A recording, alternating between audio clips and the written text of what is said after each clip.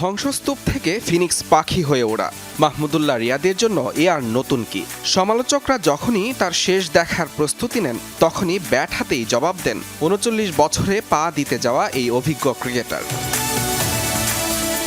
Test ও টি-20-র পাঠ চুকিয়ে ফেলা এই অলরাউন্ডারের লড়াইয়ের মঞ্চ কেবল এখন ওয়ানডে ফরম্যাট।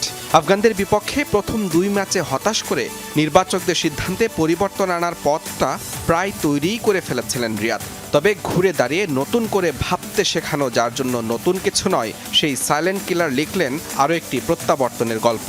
তার ৯৮ রানের ইনিংসে শারজায় সিরিজ জেতার রসদ পেল বাংলাদেশ।